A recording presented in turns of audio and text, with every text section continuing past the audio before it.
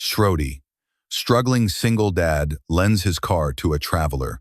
She returns in jet, changing their lives forever. The smell was the first thing that hit you and the last thing that left. It was a permanent resident in Alex Miller's clothes, his hair, his very pores. A thick, cloying perfume of old grease, stale coffee, and the sharp tang of industrial dish soap. He scraped the last of the burnt onions from the flat-top grill, his movements robotic, honed by 12-hour shifts that bled into one another. The hiss of the steel scraper against the hot metal was the soundtrack to his life. "Last call for heroism, Miller," a voice rasped from behind him. Alex didn't need to turn around. It was Marcus, his fellow line cook, already shrugging out of his stained apron. Marcus was a man carved from pure cynicism, with a network of lines around his eyes that weren't from smiling. "Just finishing up," Alex mumbled, his shoulders aching with a familiar, deep-seated pain.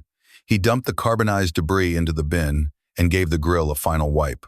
The reflection that stared back at him was a stranger's, a gaunt, tired man with dark circles under his eyes that looked like bruises. "You know the rule," Marcus said, lighting a cigarette just inside the open back door, letting the cool night air rush in. "Rule number 1. Look out for number 1. You stay late. You clean up everyone else's mess. And what do you get? Same paycheck. Less sleep." "It needed doing," Alex said, turning off the grill. The sudden silence felt heavy. Marcus took a long drag from his cigarette, the orange tip glowing fiercely in the dim alley light. "The world's full of things that need doing, pal. You try to do all of them, you'll break. You got a kid to think about. Remember her?" The question was meant to be sharp, a jab to his ribs, but it had the opposite effect. The thought of Lily was not a burden. It was the steel rod that held him upright. He imagined his 7-year-old daughter, fast asleep in her small bed, her breathing soft and even, a stuffed unicorn named Sparkle tucked under her arm. She was the reason for the grill, the grease, the aches, and the crushing exhaustion. She was the reason for it all. "I remember her," Alex said softly, his voice clear for the first time that night. He grabbed his worn backpack from a hook and walked past Marcus, who just shook his head and exhaled a plume of smoke. Alex didn't stop at the front to count his tips. He knew what would be there, a handful of crumpled dollar bills and some loose change, barely enough to cover the gas for his commute. It was always the same. He pushed through the diner's front door and stepped into the sprawling, half-empty parking lot. The neon sign above him flickered, casting a sickly pink glow over the asphalt. And there she was, waiting for him in the furthest corner of the lot under a buzzing street lamp. Old Betsy. His car was a 1998 sedan, a relic from a bygone era.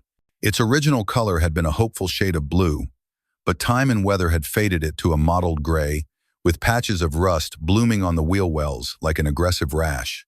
It was a rolling testament to financial desperation, but it was his. More importantly, it was his freedom. He slid into the driver's seat. The fabric was torn, and the springs beneath protested with a weary groan. The interior smelled of old upholstery and faintly of the crayons Lily had left on the back seat. Taped to the center of the dashboard was her masterpiece, a drawing of a giant, smiling sun rendered in brilliant yellow and orange. Its lopsided smile and uneven rays were aimed directly at him. He'd put it there on a particularly bad day, and it had never left. It was his compass. Alex put the key in the ignition, closed his eyes, and whispered the familiar prayer. "Come on, Betsy.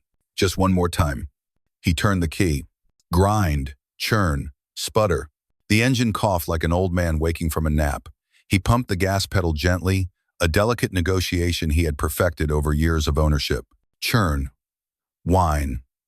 Sputter, sputter, sputter. He let out a slow breath, resisting the urge to slam his fist on the steering wheel. Panic was a luxury he couldn't afford. He tried again, turning the key with a surgeon's precision.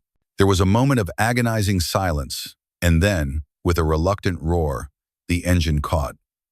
It settled into a rough, rattling idle that vibrated through the entire car. Alex leaned his forehead against the cool plastic of the steering wheel, a wave of profound relief washing over him. As old Betsy shuddered her way out of the parking lot, his mind drifted. He remembered the day he and his late wife Sarah had bought this car. It hadn't been old then, it had been pre-owned. Sarah had laughed, a sound like wind chimes, as she ran her hand over the hood, "She's got character, Alex," she'd said. "She'll be reliable." For a while, she had been. The car had carried them to the hospital for Lily's birth. It had taken them on their one and only family vacation, a weekend trip to a cloudy, windswept beach. The photo from that trip was tucked into his wallet. Sarah, her hair a mess in the wind, holding a giggling, bundled-up Lily, with Alex's arm wrapped around them both. They were all smiling. It felt like a lifetime ago. After Sarah had gotten sick, the car started to break down more often. The medical bills had piled up like snowdrifts, burying them completely. After she was gone, there was never enough money to fix the car properly, only enough to patch it up, to keep it limping along, just like him. It was a link to his past, a tool for his present, and the key to his future. Without it, everything would collapse. He pulled into the small, cracked driveway of his apartment complex 20 minutes later. The building was a two-story block of faded beige stucco, where rent was cheap and questions weren't asked. He cut the engine, and the ensuing silence was a blessing. Inside, the apartment was sparse, but meticulously clean. He tiptoed into Lily's room. The only light came from a small, unicorn-shaped nightlight, casting soft, pastel colors across the walls. Lily was curled on her side, her chest rising and falling rhythmically. Her dark hair was splayed across the pillow. On her nightstand was a book about astronauts, open to a page with a detailed drawing of the solar system. He leaned down and gently brushed a stray strand of hair from her forehead. Her skin was warm. For a moment, watching her, the exhaustion vanished, replaced by a fierce, protective love that was so powerful it physically ached in his chest. He saw Sarah in the curve of her cheek, in the way her nose wrinkled slightly in her sleep. He was failing in so many ways, but he would not fail her. He couldn't. He checked the lock on her window, a habit born of anxiety, and pulled her thin blanket up to her chin. He lingered for a moment longer, soaking in the peace of the room, before quietly closing her door. In the kitchen, he opened the fridge. Inside sat a half-gallon of milk, a container of yogurt, some eggs, and a Tupperware container with leftover spaghetti. The cupboards were no better. His gaze drifted to the pile of envelopes on the small kitchen table, bills, mostly. One was bright red, stamped with the words "Final Notice." He shoved it under the others. He had less than 2 hours before he had to leave for his second job. He ate his own dinner standing over the sink. 2 slices of bread with a thin layer of peanut butter, washed down with tap water.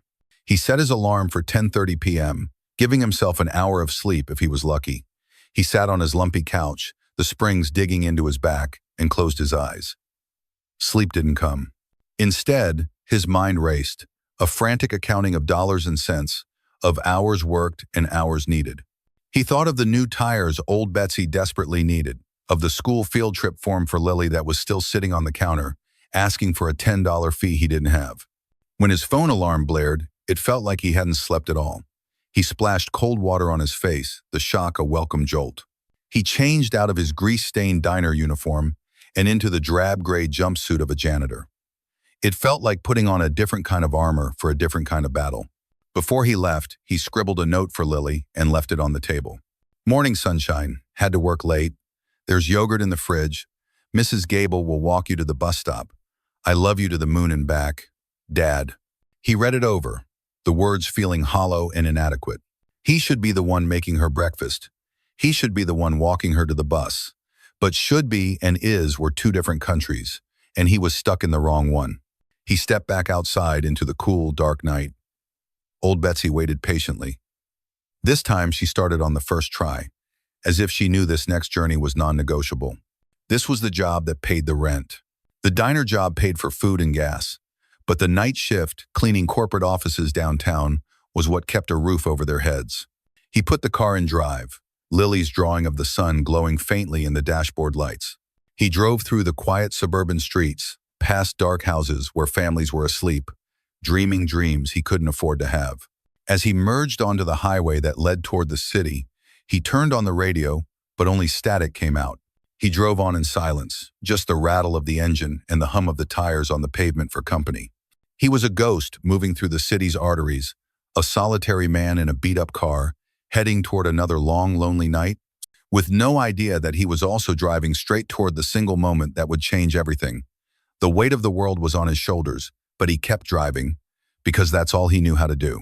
The highway eventually gave way to a labyrinth of industrial parks and forgotten access roads.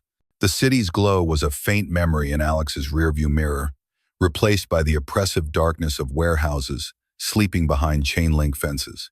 Here, the streetlights were sparse and sickly yellow, many of them shattered or dead, creating long stretches of pure, unbroken black.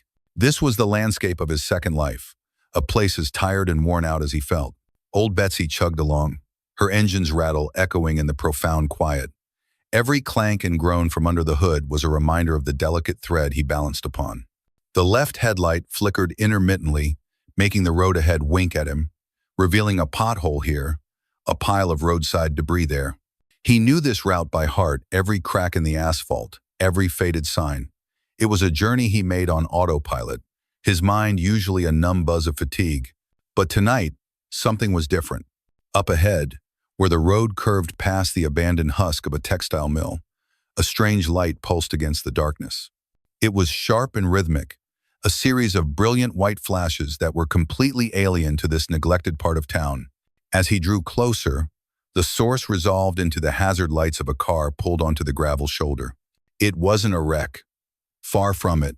The car was impossibly sleek and black, with clean aerodynamic lines that looked like they belonged on a showroom floor, not on the edge of a crumbling industrial wasteland. It was a high-end rental, so out of place it might as well have been a spaceship. Standing beside it was a silhouette. Marcus's voice echoed in his head, a gravelly whisper of pragmatism. "Keep driving, pal. Not your circus. Not your monkeys. Trouble had a way of finding you when you were looking for it, and Alex couldn't afford an ounce of trouble. He was already on a tight schedule. A 5-minute delay could mean the difference between a paycheck and a pink slip. He tightened his grip on the steering wheel, his foot hovering over the accelerator. He drove past. For a split second, his flickering headlight illuminated the figure clearly. It was a woman, her back to him, her shoulders rigid. She wasn't waving for help. She was just standing there, staring at her silent car, as if trying to command it to work through sheer force of will. He looked in his rearview mirror, the flashing lights shrinking behind him. He should keep going. He had Lily. He had rent to pay. His responsibilities were a heavy cloak, and there was no room for anyone else underneath it. But then, he thought of Sarah, stranded once with a flat tire years ago, how scared she'd been until he'd shown up. He thought of the kind of man he wanted Lily to see him as, not just a survivor, but someone who helped. He couldn't shake the image of the woman's stiff posture, a portrait of solitary desperation. With a curse that was half anger and half resignation, Alex slowed old Betsy, the brakes squealing in protest. He made a wide, clumsy U-turn, the tires crunching on loose gravel, and pulled up about 20 feet behind the stranded vehicle, his headlights now fully illuminating the scene. The woman turned, startled by the sudden intrusion of light and noise. She shielded her eyes with one hand. She was in her 40s, dressed in a sharply tailored business suit that was as out of place here as her car. Her hair was pulled back in a severe, professional knot, but a few strands had escaped, softening the stern lines of her face. There was no panic in her expression, but something far more potent, intense, controlled frustration. Alex rolled down his passenger side window, the old hand crank groaning with effort. "Everything okay, ma'am?" he called out, his voice feeling rough and unused. She walked towards him, her steps measured and confident despite the uneven ground. She stopped a few feet from his car door. "My phone is dead," she said, her voice crisp and clear, with no hint of distress. It was the voice of someone accustomed to being in charge. "And the car, a rental, just stopped. The engine won't turn over. Nothing." "This isn't a great spot to be stuck," Alex stated the obvious, glancing around at the dark, silent warehouses. "You called for roadside assistance?" A flicker of annoyance crossed her face. "As I said, my phone is dead. Even if it weren't, the rental company's service would take hours. I have a life-changing meeting in the city at 8 a.m. I absolutely cannot miss it." She didn't plead or whine. She stated it as an unalterable fact of the universe. Alex looked at the clock on his dashboard. 10:50 p.m. His supervisor, a man named Henderson with a stopwatch for a heart, would already be tapping his foot. He did a quick mental calculation. A tow truck, if one even came out here at this hour, would be at least an hour. A taxi? Unheard of in this zone. His own job was hanging by a thread. He couldn't be late again. The logical, sensible thing to do was to apologize, wish her luck, and drive away. It was her problem, her expensive rental, her life-changing meeting. He looked at her, then at the smiling son drawn by his daughter, taped to his dashboard. What was the point of teaching Lily to be good if he wasn't willing to be? The words left his mouth before he had fully processed them, a sudden, reckless surge of empathy overriding all common sense. "Look," he said, his voice quiet, "I have to get to work. I'm already late. But you need to get to safety, and you need to get to your meeting." He took a deep breath, the air feeling cold in his lungs. "Take my car." Silence. The woman just stared at him. The ambient rattle of old Betsy's engine was the only sound between them. Her controlled expression finally broke, replaced by one of pure, unadulterated shock. She looked from Alex's tired, earnest face to his ancient, beat-up sedan, then back again. What?" she stammered, momentarily losing her composure. "I can't do that. How would you get to work?" "I'll figure it out," Alex said, though a cold knot of dread was already forming in his stomach. "It's about a 2-mile walk from here. I can make it." He was already unhooking the single key from his keychain. "Just, please, be careful with it. It's all I have." He pushed open his door and got out, the reality of what he was doing crashing down on him. He was handing over his entire life, his transportation to both jobs, his ability to take Lily to school, to the doctor, to the grocery store, to a complete stranger on a dark road. The woman seemed to read his mind. "I can't possibly accept," she said, shaking her head. "It's too much." "And leaving you here is not an option," Alex countered, his resolve hardening. "Please, just take it. My diner, the Corner Grill, is on Elm Street. Just drop it off there tomorrow afternoon. I'll get it after my shift." He held out the key. "Write down your number, just in case." She stared at the key in his palm as if it were a burning coal.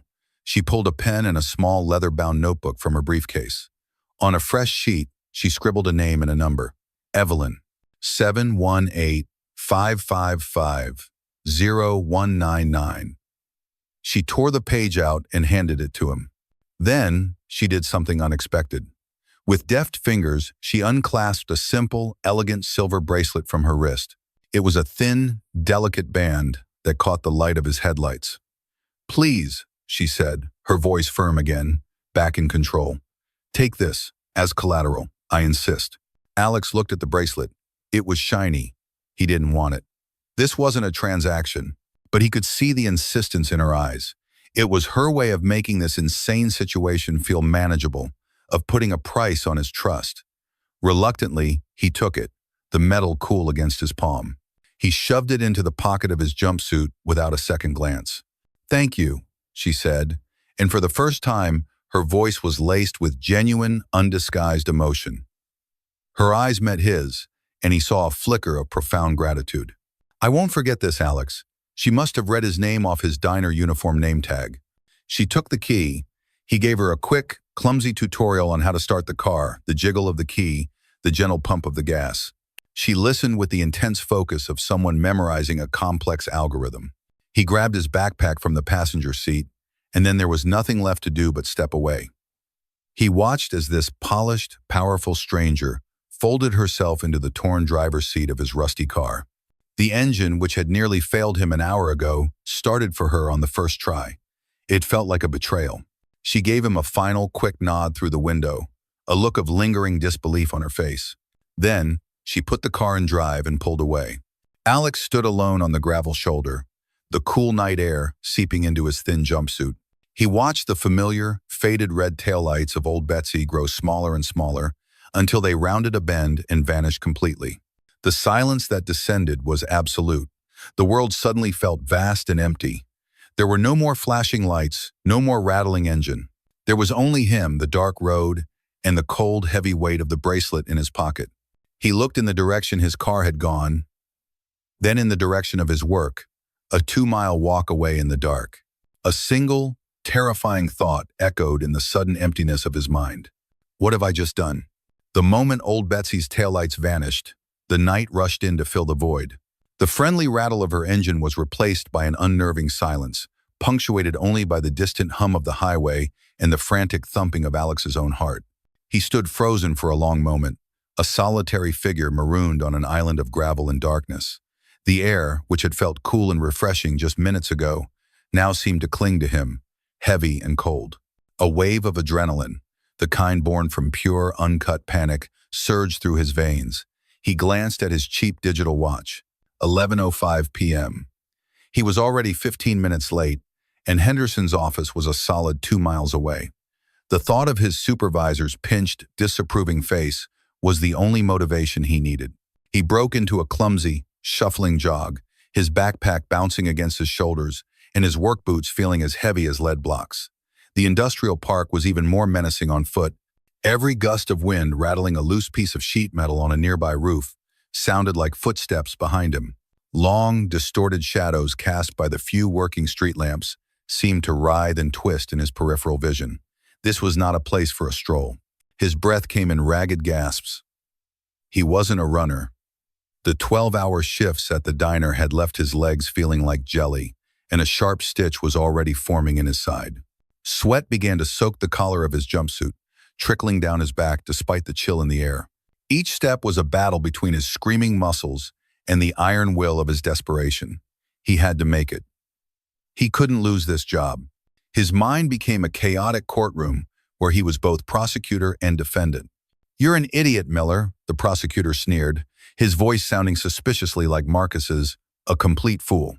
You gave your car, your family's lifeline, to a woman in a fancy suit. She's probably chopping it for parts right now, laughing at the sad sack who took her cheap bracelet as collateral. She seemed desperate," the defense argued, his own voice sounding weak and hopeful. "She was grateful. No one could fake that." "Oh, they can," the prosecutor shot back. "That's what con artists do. They prey on people like you, people who want to believe there's still good in the world. You didn't do a good deed. You just made yourself a victim." He pushed the voices away, focusing on the rhythm of his feet hitting the pavement. Left, right, left, right. He rounded the final corner and saw the gleaming, soulless glass tower of the Omnicorp building. Its lobby was lit up like a beacon, a stark contrast to the surrounding gloom. He slowed to a walk, trying to catch his breath and compose himself as he pushed through the revolving glass doors. He was a mess. His face was flushed red, his hair was damp with sweat, and he was breathing like he'd just run a marathon. The security guard at the front desk gave him a lazy, uninterested glance as he hurried past toward the service elevators. He practically fell into the janitorial office in the basement. Seated behind a metal desk, meticulously documenting something on a clipboard, was Henderson. He was a small, wiry man with thin lips and glasses that seemed to permanently magnify his look of disapproval. He glanced up at Alex, then pointedly at the large, institutional clock on the wall. 11:27 p.m. 27 minutes, Miller, Henderson said, his voice flat and devoid of emotion. "My crew starts at 10:59 for a reason. Punctuality is the foundation of efficiency." "I'm sorry, Mr. Henderson," Alex panted, leaning against the doorframe. I had car trouble." The lie felt thin and flimsy, even to him. Henderson set his pen down with deliberate slowness. He took off his glasses and polished them with a microfiber cloth, a clear power move that Alex had seen him use on others. "Car trouble," he repeated, as if the phrase were a foreign delicacy he was tasting for the first time. "Old Betsy acting up again?" Alex just nodded, feeling a hot flush of shame creep up his neck. "Your personal vehicle's reliability is not the company's concern," Henderson continued, placing his glasses back on his nose. "Your reliability, however, is... This is the third time you've been late this month. I'm officially documenting it as a final warning. One more infraction, and I'll be forced to terminate your employment. Do you understand?" "Yes, sir." "It won't happen again," Alex said, his voice barely a whisper. "See that it doesn't. You're on floors 12 through 15 tonight. The quarterly floor buffing is behind schedule. I expect you to make up for lost time." Henderson dismissed him with a flick of his wrist, already turning back to his clipboard. The work was grueling and mindless, which was perhaps a small mercy. As he pushed the heavy industrial buffer across the gleaming marble floors of an empty law office, his body went on autopilot, but his mind was free to race. The rhythmic whir of the machine couldn't drown out the anxiety spiraling in his head. He replayed the entire encounter on the dark road. Evelyn. That was her name. He pictured her face, the way her initial shock had melted into something that looked like real gratitude. He thought of the way she said, "I won't forget this. It had to be real. It had to be." He pulled the crumpled piece of paper from his pocket and smoothed it out. The name and number were written in a sharp, decisive script. Evelyn, 718-555-0199. He folded it carefully and put it back, a tiny token of hope against the crushing weight of Henderson's threat. The hours crawled by. He cleaned bathrooms, emptied trash cans, and buffed floors until they reflected the empty, ghostly fluorescent lights above. With every passing minute, the decision to lend his car felt more and more reckless, the potential consequences more catastrophic. Losing this job would mean eviction. It was that simple. There was no safety net. He was the safety net, and he'd just ripped a giant hole in it. At 6 a.m., his shift finally ended. The other janitors, a quiet crew of immigrants and lifers, were already gone, vanishing back into the city's early morning shadows. He was alone, and he was stranded. He walked to the nearest bus stop, the sky beginning to lighten from black to a bruised purple. The journey home, which took 20 minutes in his car, became an hour-and-a-half odyssey across the city. The first bus was mostly empty, smelling of disinfectant and despair. It dropped him in a part of town where he had to wait another 20 minutes for a transfer. He sat on the cold plastic bench, watching the city wake up. People in smart clothes hurried by with briefcases and cups of coffee, their faces set with purpose. They were heading to jobs like the one he had just left, in buildings he was only allowed to enter after they were gone. He had never felt more like an outsider, a ghost haunting the edges of other people's successful lives. The second bus was more crowded, filled with construction workers, hotel maids, and other early risers. He found a seat in the back, the grimy window vibrating against his head. He watched the familiar neighborhoods pass by at a snail's pace, every stop an agony of delay. When he finally got to his street, the sun was fully up. Mrs. Gable, his elderly neighbor, was already walking Lily to the bus stop at the end of the block.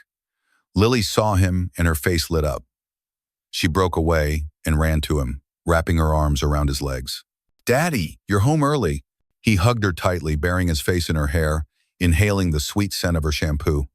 "Not early, sunshine. Just took a different way home today."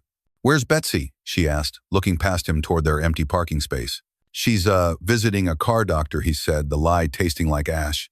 "She needed a little checkup." Lily seemed to accept this.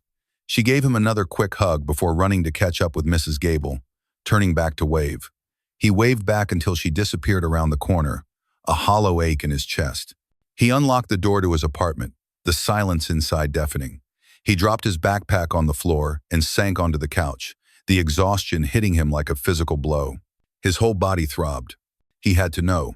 He pulled the crumpled piece of paper from his pocket one last time, his fingers trembling slightly. He stared at the number. Then he reached into his other pocket and pulled out the bracelet. In the stark light of day, filtering through his dingy window, it looked different. The silver seemed too bright, too light. It felt flimsy in his hand.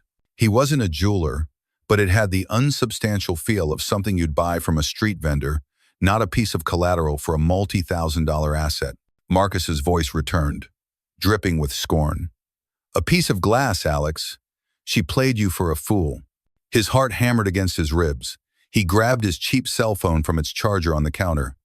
His hands were shaking as he punched in the numbers, double-checking them against the paper. 7-1到8 5-5到5 0-1到9-9. He held the phone to his ear and listened. 1 ring, 2 rings. Then, a click. Not the sound of someone picking up, but the cold, sterile click of an automated system. A robotic female voice, utterly devoid of human warmth, delivered the verdict. "The number you have dialed is not in service. Please check the number and try again. CT4. The message repeated itself. Alex slowly lowered the phone. He didn't need to try again. He stared at the piece of paper in his hand, the neat, confident script now looking like a cruel joke. He looked at the shiny, worthless bracelet on the table. The last vestiges of hope evaporated, leaving behind a cold, hard certainty that settled in the pit of his stomach. He hadn't been kind, he'd been stupid. He hadn't saved a stranger. He had sacrificed his family's future for a lie. He sank his head into his hands, the silence of the apartment pressing in on him, the weight of his foolish, catastrophic decision threatening to crush him completely. The robotic voice from the phone didn't just echo in the small apartment, it ricocheted inside Alex's skull. Not in service. Not in service. The words became a merciless drumbeat, pounding away the last fragile remnants of his hope. He stared at the useless slip of paper in his hand, then at the cheap-looking bracelet on the table. It wasn't just collateral anymore. It was a monument to his own stupidity, a shiny silver trophy for being the world's biggest fool. The exhaustion from his overnight journey vanished, replaced by a sick, churning dread. The silence in the apartment was accusatory. It was the sound of an empty parking space, of a future he had just set on fire. But the world didn't stop for personal catastrophes. He still had a shift at the diner starting in a few hours. He had to move, to function, to pretend for Lily that everything was fine. He splashed his face with cold water, the shock doing nothing to clear the fog of panic in his mind. He looked at his reflection in the bathroom mirror, a haunted man with the eyes of someone who knew he was falling and had nothing to grab onto. He spent the next hour hunched over his phone, not trying the dead number again, but mapping out the city's bus routes. It was a complex web of colored lines and confusing timetables that made his head spin. Getting to the diner, a simple 15-minute drive, would now require one bus, a 10-minute walk to a transfer point, and a second bus. The journey would take an hour and 10 minutes if everything ran on time, which it never did. He was late for his shift, not by 27 minutes, like at the janitor job, but by a critical 10. He rushed into the kitchen, his apology dying on his lips as Marcus turned from the grill, a knowing, pitying look on his face. "Let me guess," Marcus said, flipping a row of burgers with practiced ease. "Old Betsy finally gave up the ghost?" Alex couldn't bring himself to lie again. The truth, in all its humiliating detail, spilled out of him in a low, rushed torrent: the stranded woman, the sleek rental car, the promise, the bracelet, the disconnected number. He told the story flatly, like he was reciting a police report about a crime committed against someone else. Marcus listened without interrupting, his cynical expression unchanging. When Alex finished, Marcus just shook his head slowly, wiping his hands on his apron. "Alex, Alex, Alex," he sighed, his voice a mixture of exasperation and genuine sympathy. "You have a heart of gold, my friend, and in this world that's like walking around with a kick me sign taped to your back." He picked up a spatula and pointed it at Alex. "You didn't help a traveler. You got taken by a pro. They cruise those dead zones looking for guys exactly like you. Guys who still believe in fairy tales." "Oh, she seems so genuine," Alex whispered, the defense sounding feeble even to his own ears. "Of course she did. That's the whole grift." Marcus slammed the spatula down on the prep counter. "She gives you a sob story and a piece of tin worth $5, and you give her your car. It's probably been stripped and sold for parts in another state by now. You need to file a police report." Alex flinched. "The police?" That would involve admitting the full scope of his idiocy to officials. It would mean paperwork, questions he couldn't answer, and ultimately, nothing. They wouldn't find the car. They never did. It felt like a final, formal admission of defeat that he wasn't ready for.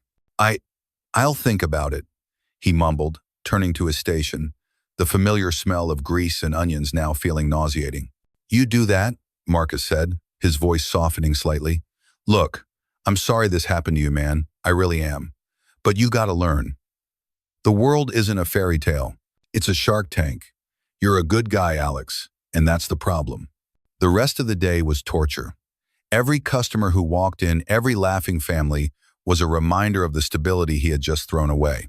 He worked on autopilot, his body going through the motions of flipping pancakes and grilling sandwiches, while his mind was stuck in that dark, silent moment on the roadside. The days that followed blurred into a grueling routine of exhaustion and anxiety. The week without the car was not an inconvenience. It was a slow-motion disaster, dismantling his life piece by painful piece. Waking Lily up now had to happen a full hour earlier.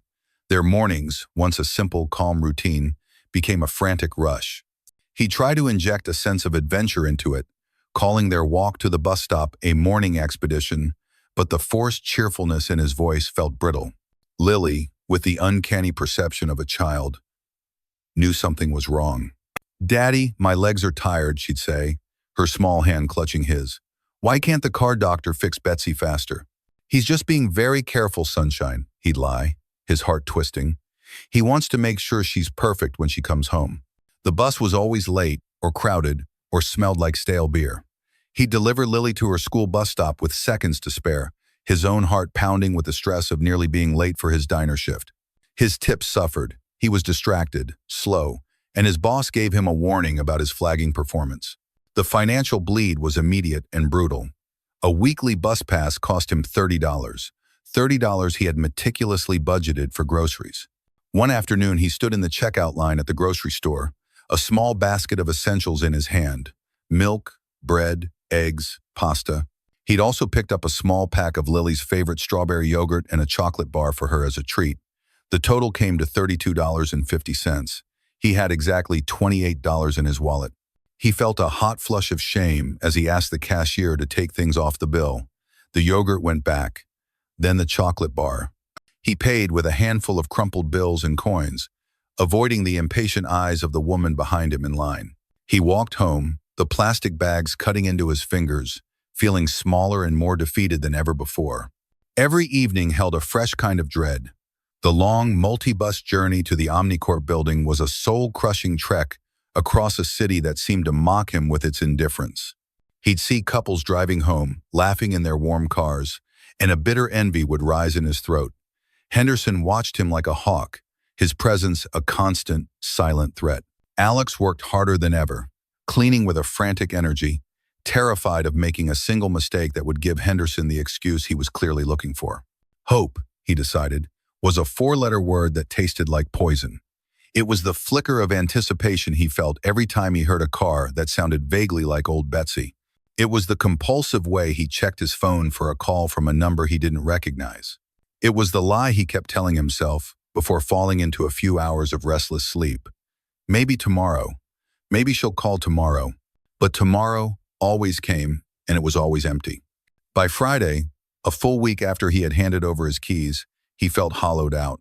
He was operating on a diet of cheap bread and instant coffee and a sleep deficit so profound that the world seemed to be moving through water.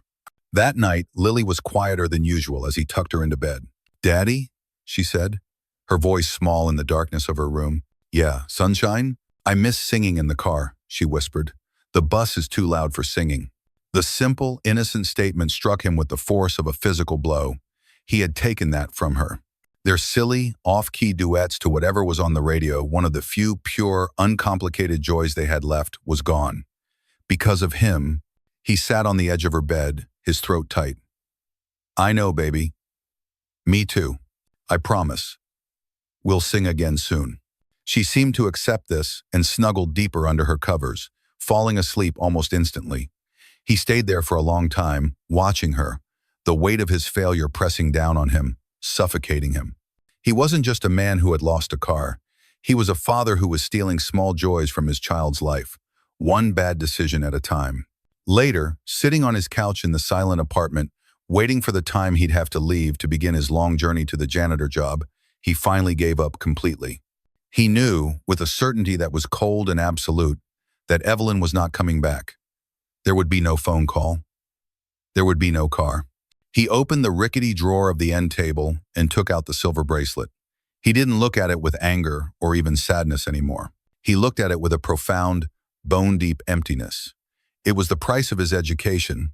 It was the receipt for a lesson he should have already known. In a world this hard, you can't afford to be soft. He shoved the bracelet to the very back of the drawer, underneath old mail and a broken flashlight, burying it like a secret. He would not file a police report. He would not tell the story again. He would simply absorb the loss, another scar on a life already full of them. He would work harder, sleep less, and find a way to survive. The hope was gone, and in its place, a grim, desolate resolve began to take root. The air in the boardroom on the 54th floor was so clean and climate-controlled, it felt manufactured. Outside the floor-to-ceiling windows, the ancient, sprawling city of London was laid out like a map, but inside, there was no weather, no noise, no chaos. There was only the silent, immense pressure of money. At the head of a 20-foot slab of polished obsidian sat Evelyn Vance. She was not the stranded woman from the desolate roadside. That woman had been a study in controlled frustration, her tailored suit a mere uniform. This woman was the suit's purpose. Here, in her element, she radiated an aura of unshakable authority. Her hair was once again in its severe, perfect knot, and her eyes, clear and focused, missed nothing.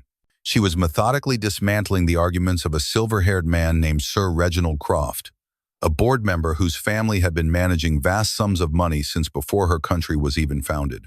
"With all due respect, Evelyn," Sir Reginald said, his tone dripping with condescension, "Vance Innovations is a technology firm. Our mandate is to maximize shareholder value, not to engage in large-scale philanthropy. A $500 million seed investment in this forward foundation is a significant and, frankly, sentimental deviation from our mission." Evelyn didn't flinch. She leaned forward, her hands clasped on the table. When she spoke, her voice was quiet, yet it commanded the attention of every person in the room. "With all due respect, Reginald," she countered, her voice as sharp and clean as the glass surrounding them, "your understanding of our mission is outdated. Our greatest asset isn't our proprietary code or our market share. It's our brand. In the 21st century, a brand without a conscience is a brand on life support. The Vance Forward Foundation is not sentiment. It is a strategic investment in our future, in our legacy, and in the world our technology will help shape." She gestured to a screen behind her, where charts and projections glowed. "The data is unequivocal. This foundation will generate more positive global press and brand loyalty than $1 billion in traditional advertising. It's the right thing to do, and for those of you who only speak one language, it's also the profitable thing to do." It was a masterclass in corporate combat. For the next hour, she calmly and ruthlessly parried every objection, answered every skeptical question, and turned every argument back on itself. She knew their finances better than they did, their motivations better than they knew themselves. This was the meeting she had nearly missed. This was the life-changing moment, not just for her, but for the countless people her foundation was designed to help. Finally, the vote was called. A tense silence filled the room. One by one, hands went up. The motion passed, 7-4. A quiet sigh of relief escaped her lips, a minuscule crack in her armor of control. The foundation was real. 2 hours later, she was in a different world entirely. The cabin of the Gulfstream G650 was her true office, her sanctuary, and her cage. It was a hushed, climate-controlled tube of cream leather and polished burled walnut, hurtling through the stratosphere at just under the speed of sound. London was already a memory, a scattering of lights below the clouds. Her assistant, Arthur, a tall, impeccably dressed man with an air of quiet competence, placed a glass of sparkling water and a tablet on the table in front of her. "The final documents have been executed by Sir Reginald's office, Miss Vance," he said, his voice a calm, professional murmur. "The initial transfer to the Foundation's accounts will be completed by the time we land in Singapore. Your schedule there is tight. The preliminary meeting with the Board of Kitech is at 0800 local time, followed by the lab tour at 1100. Evelyn waved a dismissive hand, rubbing her temples. The adrenaline of the boardroom battle was fading, leaving behind a familiar, bone-deep weariness. "Cancel the lab tour, Arthur. Tell them I want to see their unedited quality control reports instead. I'm not interested in their dog and pony show." "Of course, Miss Vance," he said without batting an eye. "I'll make the arrangements." She leaned her head back against the soft leather, closing her eyes for the first time in what felt like days. The past week had been a relentless sprint across 3 continents, a blur of meetings, negotiations, and political maneuvering to secure her victory.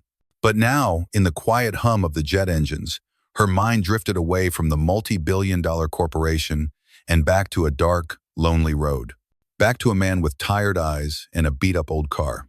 She opened her eyes and looked at Arthur, who was silently organizing a stack of files. "Arthur," she said, her voice softer now, stripped of its boardroom armor. "I need you to find someone for me. Back in the States, A man named Alex Miller. Arthur paused, his attention shifting to her completely. Do you have any further information? He works at a place called the Corner Grill on Elm Street. I don't know the city or state. It was somewhere outside New York City. He drives. She paused, a small, wry smile touching her lips. He drives a very, very old blue sedan. It sounds like a coffee grinder full of angry bees. Arthur listened, his expression neutral, committing every word to memory. Evelyn stared out the window at the endless blue horizon. I had a rental car die on me on my way to the airport for the London flight. My phone was dead. I was completely stranded. This man, this stranger, he was on his way to work.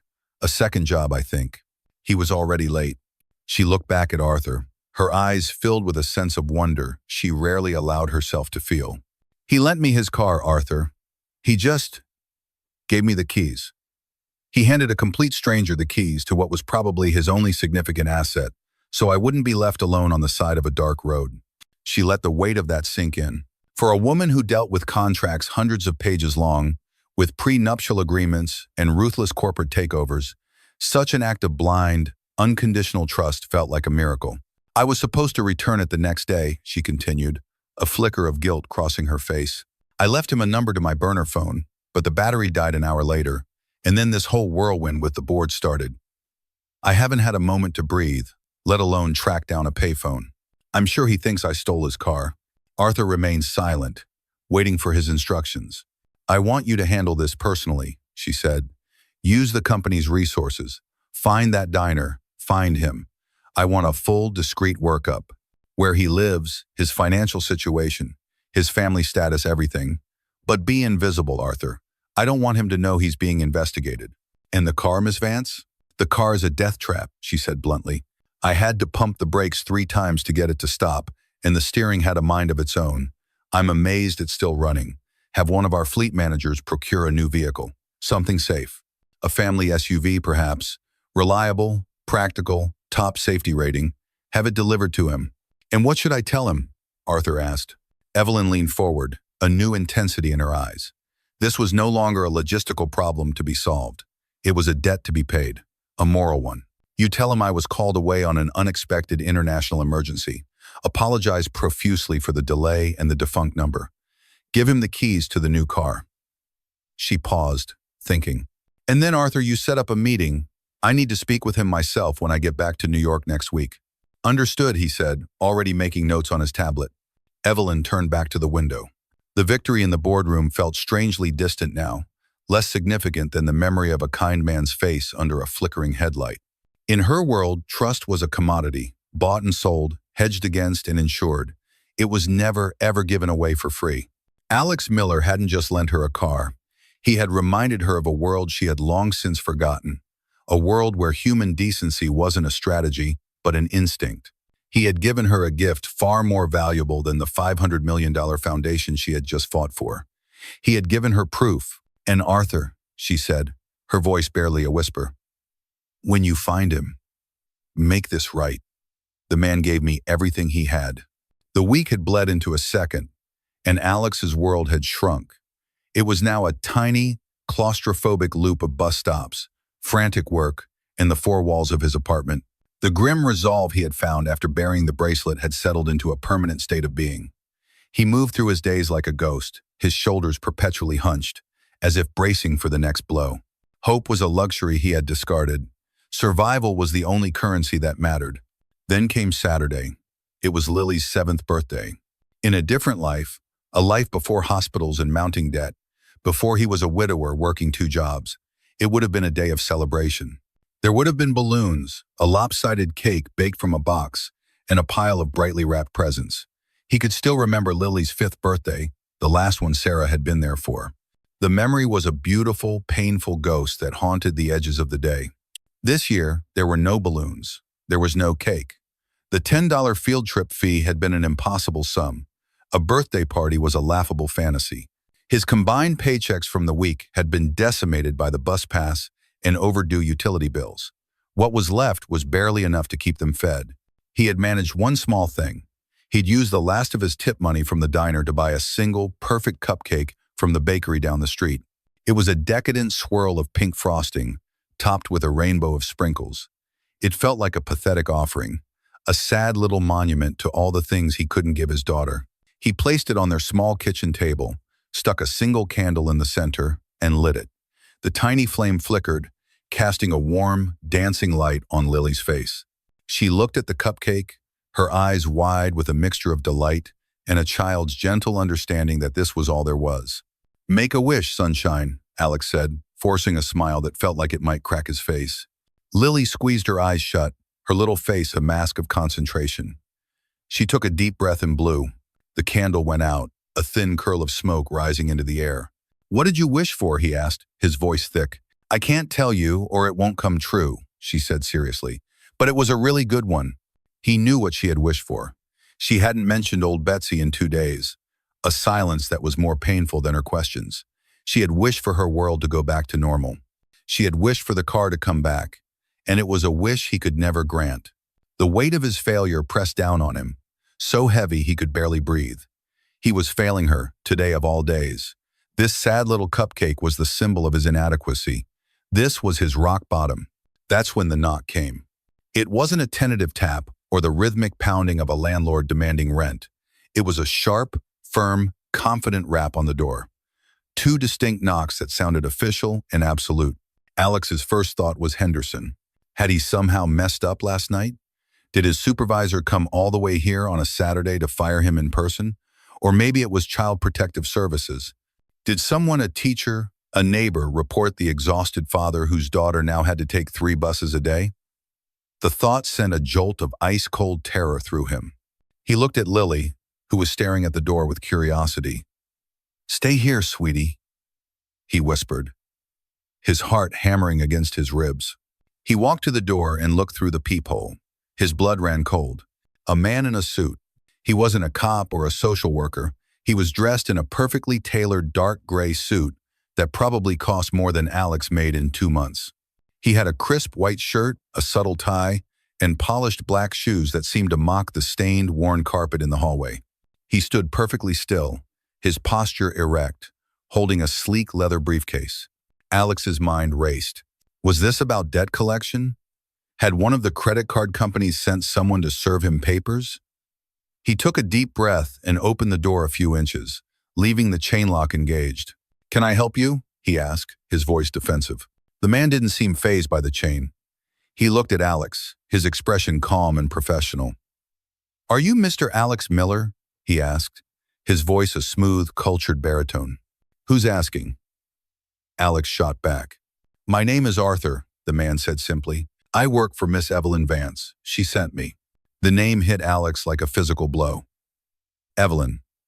He felt the floor tilt beneath him. For a moment, he couldn't process the words. It had been 2 weeks.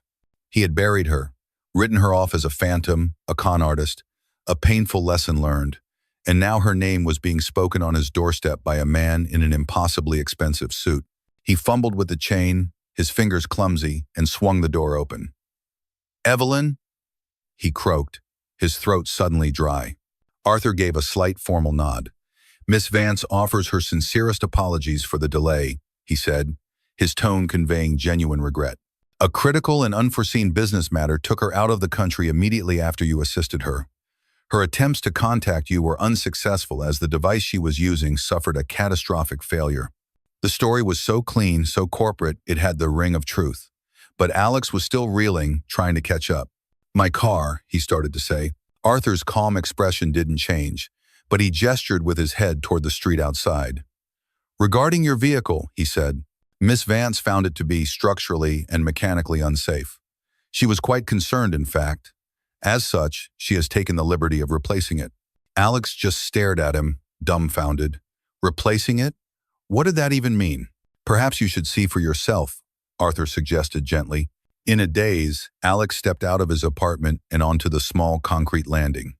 He followed Arthur's gaze down to the street, and his brain simply stopped working. Parked directly in front of his apartment building, in the space where old Betsy should have been, was a car. But it wasn't his car. It was a brand new, gleaming, dark blue SUV. It was big and safe and solid, the kind of car he saw in commercials, the kind driven by happy families on their way to soccer practice. It was so new it still had the temporary paper license plate in the rear window. And tied to the front grille was a gigantic, ridiculous, impossibly red bow. Alex's mouth hung open. He looked from the car to Arthur, then back to the car. Sounds became muffled, distant. He could hear Lily's small gasp from the doorway behind him. I don't understand, he stammered. It's a brand new Forester, Arthur supplied helpfully. Top of its class in safety ratings. All-wheel drive. The title and registration are in your name. They are in the glove compartment, along with the keys and a prepaid 3-year comprehensive maintenance plan. Alex felt a wave of dizziness. He leaned a hand against the railing to steady himself. This wasn't happening. This was a dream. A hallucination brought on by exhaustion and cheap coffee. But Arthur wasn't finished. He opened his leather briefcase, the latches clicking open with a satisfying snick. He produced a small, velvet-covered box. Miss Vance also asked me to return this to you, he said, handing the box to Alex. Alex took it numbly. He opened the lid. Lying on a bed of black satin was the bracelet. But it wasn't the flimsy, cheap-looking trinket he remembered. Under the full light of day, it was exquisite. The silver had a deep, lustrous shine, and what he had mistaken for glass were dozens of tiny, expertly set diamonds that glittered with an inner fire. Arthur allowed himself a small, rare smile. You might want to get that appraised. It's a one-of-a-kind piece from a Florentine designer. Miss Vance was quite insistent you have it back. Alex stared at the bracelet, then at the car, his mind trying to reconcile the two impossible facts. He had been so wrong, so cynical. He had been guarding a priceless treasure while cursing it as worthless. And finally, Arthur said, closing his briefcase, his professional demeanor softened for the first time, replaced by something that looked like genuine respect. Miss Vance would like to speak with you personally. Before Alex could ask what he meant, a sleek black town car, even more luxurious than the rental Evelyn had been driving, pulled silently to the curb behind the new SUV. The back door opened, and a woman stepped out. It was Evelyn. But it wasn't the stranded traveler, nor the corporate warrior from the boardroom. This Evelyn was dressed in elegant but casual clothes, dark jeans, a cashmere sweater, and leather boots. Her hair was down, falling softly around her shoulders. Her face was free of the stress and frustration he remembered. Instead, her expression was one of sincere, unadulterated warmth. She looked directly at him, a real, genuine smile lighting up her face. "Alex," she said, her voice carrying across the small lawn. It was the same crisp, clear voice, but now it held no trace of urgency or demand. It held only gratitude. "I believe we have a lot to talk about." Alex stood frozen on the concrete landing, a cheap cupcake forgotten on the table behind him, a priceless bracelet in his hand, and a brand new car at the curb. His mind, accustomed to a constant state of low-grade panic and grim resolve, struggled to process the sheer, stunning implausibility of the scene. The world had tilted on its axis, and he was holding on for dear life. Evelyn Vance walked across the patchy lawn, her expensive boots making no sound on the grass. She moved with an easy grace that seemed entirely at odds with the rundown apartment complex. She stopped at the bottom of the short flight of stairs, looking up at him. Her smile was genuine, her eyes holding a warmth that melted away the last of his disbelief. Behind him, Lily peeked out from the doorway, her initial fear replaced by a child's pure, unfiltered curiosity. She clutched the door frame, a small, silent witness to the unraveling of her father's world. "Alex," Evelyn said again, her voice soft but clear. "I am so sorry. For the delay, for the dead phone number, for the stress I must have caused you. My assistant Arthur explained the circumstances, but I wanted to apologize to you myself." Alex finally found his voice, though it came out as a weak croak. I thought you were a scam artist." The admission hung in the air between them. Evelyn didn't flinch. Instead, she laughed a real, throaty laugh that was startlingly warm. "Given the circumstances, I would have thought the same thing," she said. "In fact, I admire your cynicism. In most cases, it would be the correct response." She gestured toward the gleaming SUV. "I hope this begins to make up for my poor communication." "Oh, make up for it?" Alex said, his voice gaining a bit of strength. This is too much. I can't accept this." "You absolutely can," she countered gently but firmly. "And you will. Alex, that meeting you helped me get to..." It wasn't just important. It was the culmination of 2 years of work. It was for a project that means more to me than my company itself. You didn't just save me from being stranded. You helped launch something that will hopefully do a great deal of good in the world. A safe, reliable car for the man who made it possible is the bare minimum. Lily, emboldened, stepped out from behind the door to stand beside her father, her eyes fixed on Evelyn. Evelyn's gaze softened as she looked at the little girl. "And you must be Lily," she said, her smile deepening. "Your dad is a very good man." Alex felt a lump form in his throat. He had spent the last 2 weeks feeling like the world's worst father, a failure in every measurable way. To hear this powerful, incredible woman say those words in front of his daughter was a gift more valuable than the car and the diamond bracelet combined. Evelyn's expression turned serious again. "The car is just a car, Alex. It's a tool. The bracelet," she nodded toward the box in his hand, "is a more appropriate thank you for the collateral you held.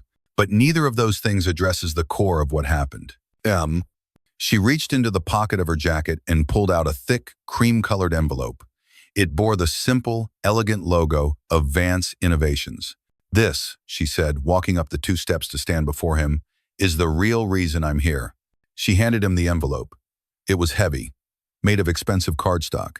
His name, Alex Miller, was written on the front in the same sharp, decisive script he remembered from the scrap of paper with the dead phone number. His hands trembled as he took it. "Go on," she urged. "Open it." He slid his finger under the seal and broke it. Inside, there were 2 things. The first was a check. He unfolded it, his eyes scanning the numbers, and his breath hitched in his chest. The amount written on the pay line was staggering. It was more money than he had ever seen in his life.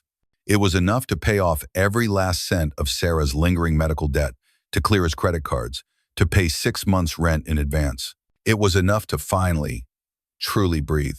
Tears welled in his eyes, blurring the numbers. He was so focused on the check that he almost didn't see the second document beneath it. It was a multi-page letter, printed on the same heavy cardstock. At the top, in bold letters, it read, "Offer of employment." He looked up at Evelyn, his expression a mask of pure confusion. "That check," she explained, her voice steady and calm, "is not a handout. It's back pay for the stress and damages my silence caused you, with a healthy amount of interest. It's meant to clear your slate, to give you a foundation to stand on. The letter is your future, if you want it." His eyes scanned the first page. Position: Head of Logistics, Vance Forward Foundation. Reporting to Evelyn Vance, CEO. Responsibilities: oversee the strategic and operational distribution of resources for all foundation initiatives. Develop and implement efficient, ground-level systems to ensure aid reaches its intended recipients with maximum impact and minimal waste. I don't understand," he stammered, looking from the letter to her face. "Head of Logistics? I'm a line cook. I'm a janitor. I don't have a college degree. I'm not qualified for whatever this is." "You're wrong," Evelyn said, her conviction absolute. "I've spent the last month interviewing people for that position. I've met with Ivy League MBAs, seasoned nonprofit executives, and corporate logistics gurus who can move 1 million widgets from Shenzhen to Ohio in their sleep. You know what they all have in common?" Alex shook his head, speechless. "They see everything as a spreadsheet. They talk about resource allocation and efficiency metrics, but they have no concept of what it's like to stand in a grocery store and have to choose between milk and yogurt. They don't understand the crippling anxiety of not knowing if your car will start or how you'll get your child to school." She took a step closer, her gaze intense. "This foundation isn't about spreadsheets, Alex. It's about people. I don't need another suit who knows how to talk. I need someone who knows how to listen. I need someone who understands struggle, who values integrity over profit, and who, when faced with a difficult choice on a dark road, does the right thing simply because it is the right thing. I need someone with unimpeachable character. I need you." The tears that had welled in his eyes finally spilled over, rolling down his cheeks. He wasn't ashamed of them. They were tears of shock, of relief, of a pressure valve being released after years of being screwed down too tight. He looked at the new car, a symbol of impossible generosity. He looked at the check, a key that would unlock him from the prison of his debt. He looked at the job offer, a blueprint for a life he had never dared to imagine. And then he looked down at Lily.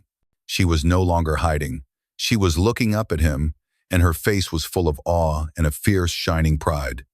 In her eyes, he wasn't a failure anymore. He was the hero this incredible woman saw.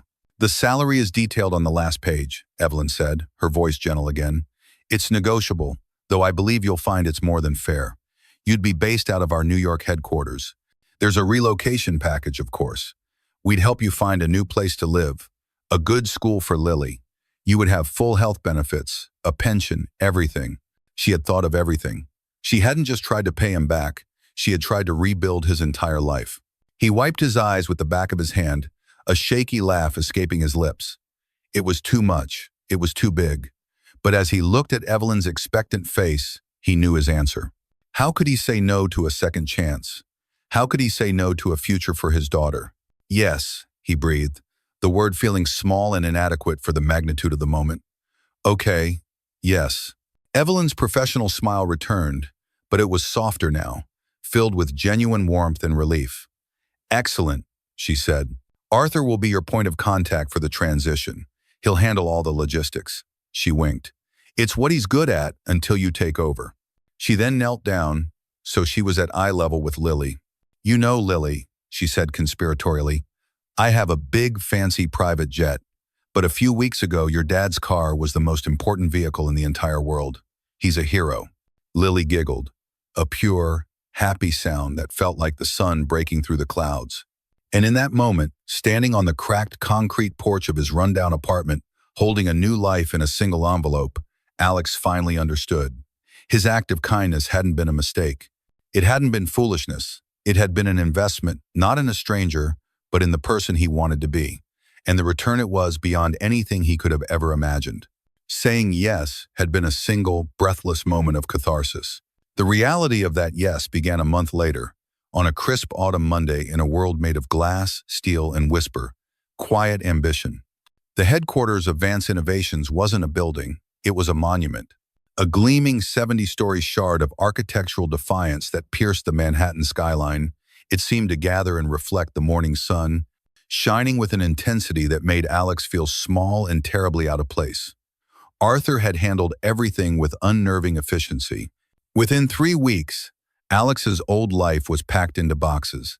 His debts were gone, vanished with the click of a wire transfer. He and Lily had been moved into a modern, sunlit 2-bedroom corporate apartment in a safe, quiet neighborhood, with a good school just 3 blocks away. It was a life plucked from a magazine, and it felt utterly alien. On his first day, Alex stood before the building's massive revolving doors, clutching a new leather briefcase, a gift from Evelyn. Inside was a laptop, a security badge, and a notebook. He was wearing a new suit, a charcoal gray one that Arthur had insisted on having tailored for him. It felt stiff and foreign, a costume for a role he hadn't yet learned how to play. The knot of his tie felt like a polite noose around his neck. He took a deep breath, the city air tasting of exhaust fumes and possibility, and stepped inside. The lobby was cavernous, a cathedral of minimalist design. The floors were polished white marble. The walls were adorned with abstract art that probably cost more than his old apartment building, and the air hummed with the low murmur of important people going to important places. Men and women with sharp haircuts and sharper suits strode past him, their phones pressed to their ears, speaking in a rapid-fire language of acronyms and deal points. He felt the immediate, crushing weight of imposter syndrome. He was a line cook, a janitor.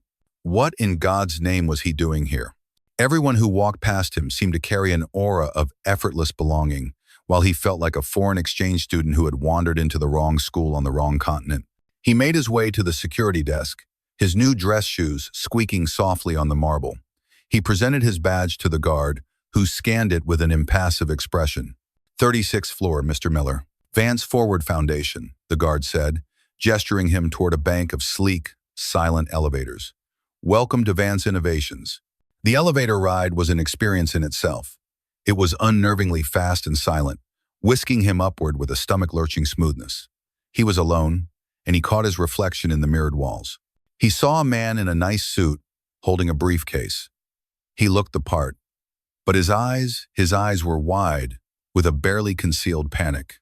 They were the eyes of a stray dog who had accidentally wandered into a palace. The doors opened onto the 36th floor.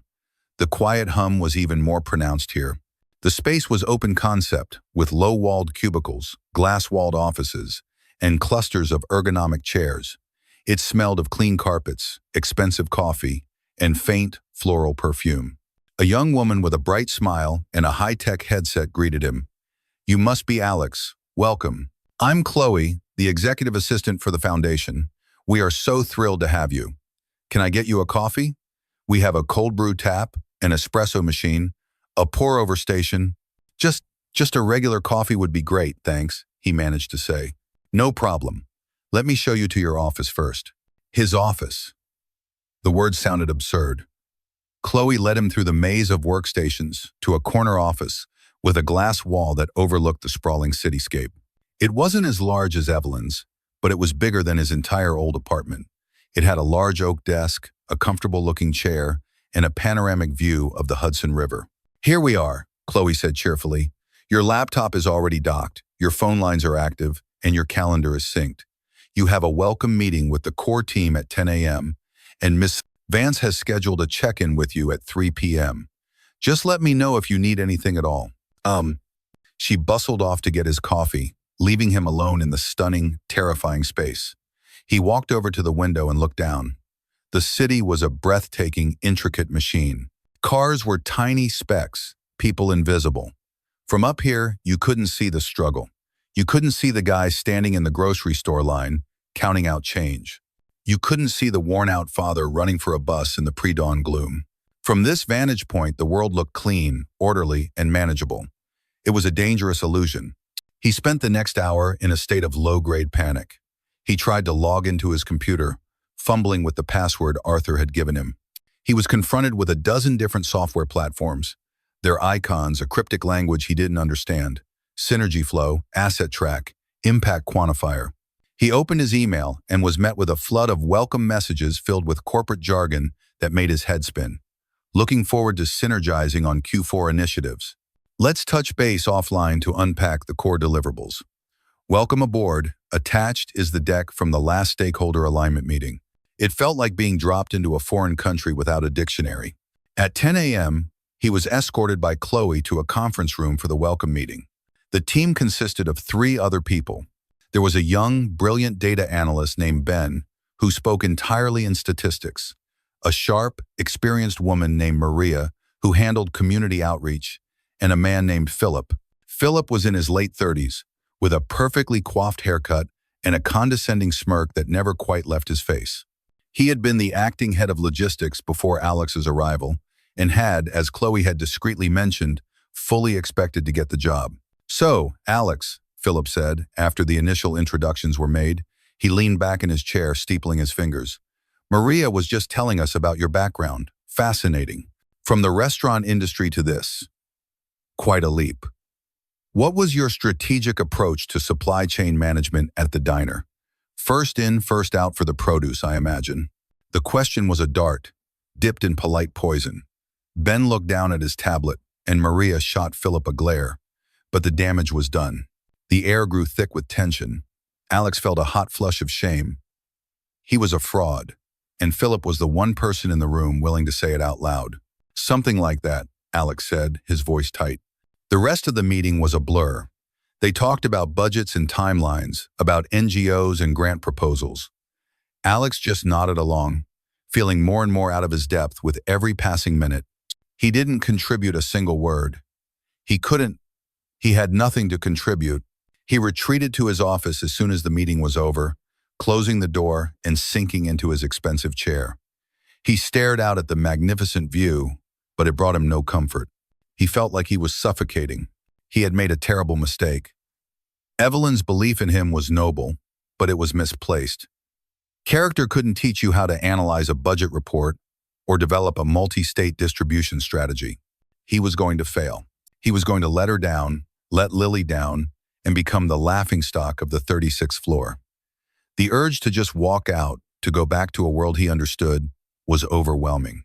His new desk phone rang, the sound jarring him from his spiral of despair. He looked at the caller ID. Evelyn Vance. He took a shaky breath and answered, "Hello? How's the view, Alex?" Her voice was warm, calm, and blessedly free of corporate jargon. "It's a lot," he said honestly. "I think I'm in over my head, Evelyn." "I figured you might be feeling that way," she said. "Are you free to talk?" "Yes, of course." "Good. First, I want you to ignore Philip. He's ambitious and disappointed, and he'll either get in line or he'll be out. Don't waste your energy on him. Second, ignore all the buzzwords. Corporate speak is just a way for people to sound smart without actually saying anything. It's mostly nonsense." She paused, and Alex could almost hear her smiling. "And third, I want you to remember why I hired you. I didn't hire you to build a spreadsheet. I hired you for your perspective. That feeling you have right now, the feeling of being an outsider, of not belonging, that is your single greatest asset." "How is that an asset?" he asked, genuinely confused. "Because you won't ever take this for granted," she explained. "You will never forget what it's like on the other side of that window. When my team talks about distributing 10,000 food packages, they'll see a number. You'll see 10,000 families who don't have to worry about dinner that night. When they talk about educational grants, they'll see a budget line. You'll see a kid like Lily getting a chance she might not have had otherwise. Your job isn't to be them, Alex. Your job is to be you." Her words were a lifeline. They didn't magically make him understand the software or the acronyms, but they recalibrated his purpose. "I didn't hire your resume, Alex," she finished softly. "I hired your character. The rest you can learn. Just be yourself. That's all I ask." The call ended. Alex leaned back in his chair and took a long, slow breath. The panic hadn't vanished, but it had receded. The mountain in front of him was still impossibly high, but for the first time, he felt like he might have the right gear to climb it. He wasn't here to be another Philip. He was here to be Alex Miller. And maybe, just maybe, that was exactly what this place needed. The first month at the Vance Forward Foundation was a brutal, humbling education. Alex left work every evening with his brain feeling like a wrung-out sponge, saturated with new information and throbbing from the effort. He spent his nights, after tucking a happy and thriving Lily into bed, not resting, but studying. He watched online tutorials on project management software, read nonprofit case studies until his eyes blurred, and forced himself to learn the corporate lexicon that had once seemed so alien. He made countless mistakes. He accidentally replied all to an email meant for Maria, nearly derailing a sensitive negotiation with a potential partner charity. He double-booked the main conference room, forcing a team of stone-faced lawyers to relocate. Each blunder was a fresh wave of humiliation, and Philip was always there, lurking in the background, his smirk a constant, silent, "I told you so." But Alex didn't quit. Evelyn's words were his anchor. "Your perspective is your greatest asset." He held on to that belief like a drowning man clinging to a life raft. He started asking questions. Simple, basic questions that the others, in their world of high-level strategy, had forgotten to ask. During a meeting about a winter coat drive, the team was debating the merits of two different national distribution partners. Ben was presenting a flurry of slides filled with shipping cost analyses and delivery time metrics. "From a purely logistical standpoint," Ben said, pointing to a complex chart, "Partner A offers a 4% lower cost per unit for bulk distribution to centralized urban hubs. But their delivery window is 7 to 10 days, Philip chimed in, eager to show his expertise. "Partner B can guarantee delivery within 5, which is better from a PR perspective." Alex listened, his mind drifting away from the percentages and back to the cold, hard reality of his old life. He remembered waiting for the bus in the freezing rain, his jacket too thin. He thought of the parents he knew who couldn't afford to take a half-day off work to travel across town to a centralized hub, even for a free coat. He cleared his throat. The room fell silent, the others turning to look at him, surprised. He rarely spoke in these meetings. "This might be a stupid question," he began, his voice hesitant but clear. "But are we thinking about how people will actually get these coats? A lot of the families who need them most don't have cars. And taking 2 buses with a couple of kids, just to get to a big distribution center, a lot of them won't do it. They can't. They'll lose a day's pay." A different kind of silence settled over the room. It wasn't the awkward silence of him making a mistake. It was the quiet hum of a new idea taking root. Ben blinked, looking away from his spreadsheet. Maria's pen stopped moving over her notepad. Even Philip looked momentarily stumped. We need to bring the coats to them, Alex continued, gaining confidence. Forget the big hubs. Can we partner with local elementary schools in low-income neighborhoods? With community centers, churches, places they already go? The cost per unit might be higher, but the impact per unit would be 100 times better. A coat that stays in a warehouse is worthless. Maria's face broke into a broad smile. He's right, she said, looking around the table. Of course he's right. We've been so focused on the how of the supply chain that we forgot the who on the other end. Ambio. It was a turning point. From that day on, Alex started speaking up more, not about spreadsheets and synergy, but about people. He became the foundation's reality check. He used his hard-won experience from a life of struggle to see the flaws in their perfectly designed high-level plans. He was the one who pointed out that providing grocery store gift cards was better than prepackaged food boxes because it gave parents the dignity of choice and accommodated for children's allergies. He was the one who suggested their back-to-school drive include prepaid subway cards so transportation wasn't a barrier. These weren't revolutionary, data-driven insights. They were simple, human truths. And they began to fundamentally shift the way the foundation operated, making their initiatives smarter, kinder, and infinitely more effective. Philip's smirks became less frequent, replaced by a grudging respect. Ben started adding accessibility scores to his data models. Alex was finding his footing, not by becoming like them, but by being resolutely himself. His life outside the office was transforming too. The constant, gnawing anxiety that had been his companion for years began to recede. For the first time since Sarah had gotten sick, he wasn't living paycheck to paycheck. He could walk into a grocery store and fill his cart without a running tally of the cost in his head. One Saturday, he took Lily to a huge art supply store. He watched as she roamed the aisles, her eyes wide with wonder at the endless spectrum of colored pencils, paints, and sketch pads. "Pick out whatever you want, sunshine," he told her, and the look of pure, unadulterated joy on her face was worth more than any salary. They went home, their bags filled with supplies, and spent the entire afternoon painting at their new kitchen table, which was bathed in sunlight. Lily was creating a vibrant, chaotic masterpiece of a unicorn flying through space. Alex, for the first time in years, was just painting for the fun of it, a landscape of a windswept beach from a faint, happy memory. They were laughing, their hands smeared with paint, the apartment filled with the comfortable silence of shared creation. The new apartment began to feel like a home. He framed and hung Lily's artwork on the clean white walls. He bought a comfortable couch, one that didn't have broken springs. He hosted a makeup birthday party for Lily, inviting all the new friends she had made at her school. Their small apartment was filled with the sounds of laughter, squealing children, and terrible pop music. As he watched Lily blow out the candles on a huge store-bought cake, his heart felt so full it might burst. This was the life he had always wanted for her. This was peace. His relationship with Evelyn also evolved. Their weekly check-ins became less about his performance and more like conversations between friends. She would ask for his honest opinion on new initiatives, valuing his ground-level perspective immensely. One afternoon, they were having coffee in her sprawling corner office. The city stretched out below them, a glittering, indifferent jewel. "I have to admit, Alex," she said, swirling the coffee in her cup, "when I hired you, it was a gamble. A calculated one, but a gamble nonetheless.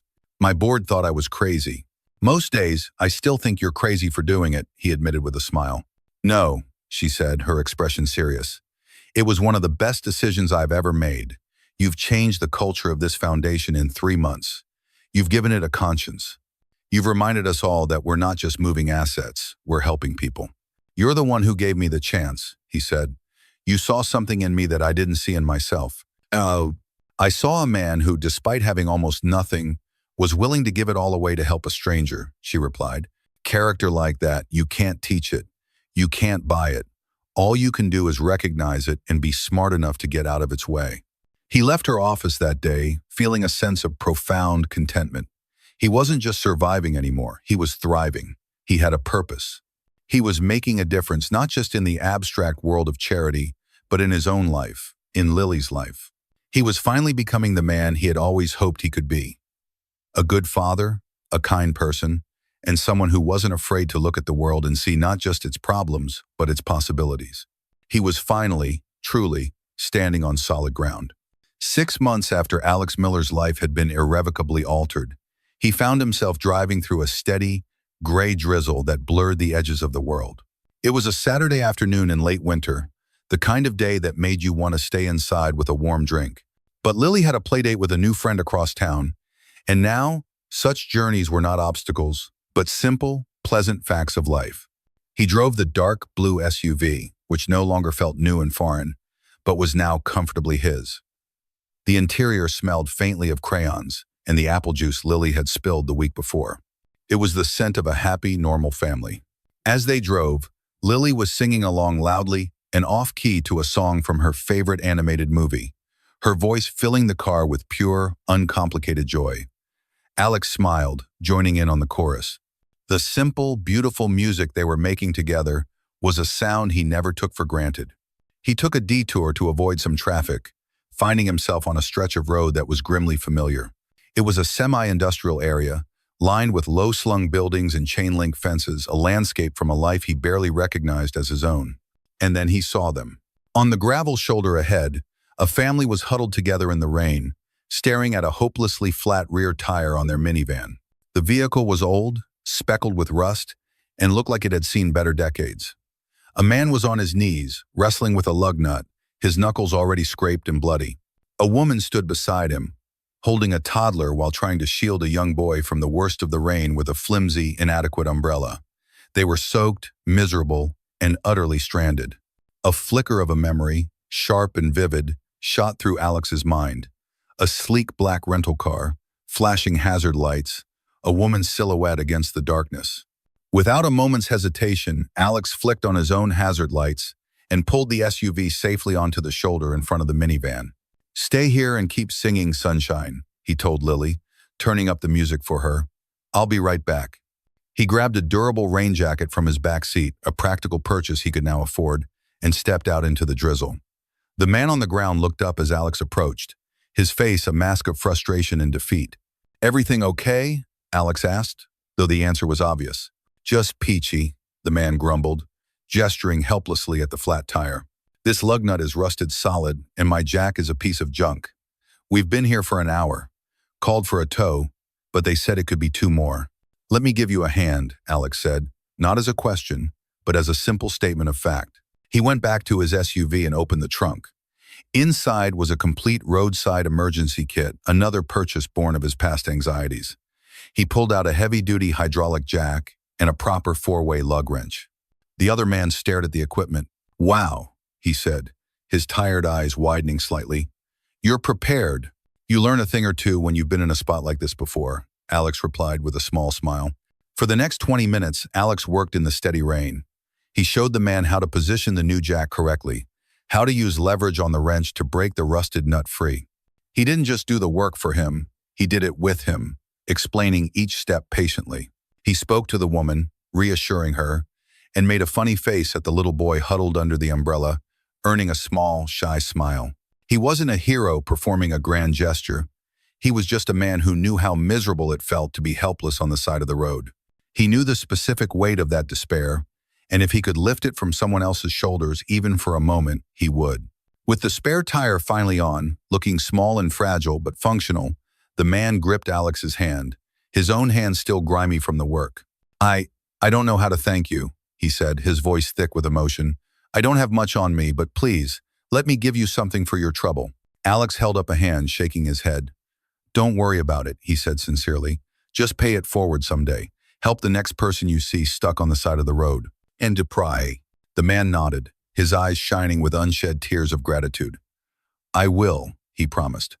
"I definitely will." Alex got back into his warm, dry car. Lily looked at him, her song forgotten for a moment. "You helped them, Daddy," she said, her voice full of pride. "That's what you do, sunshine," he said, pulling back onto the road. "When you see someone who needs help, you help them."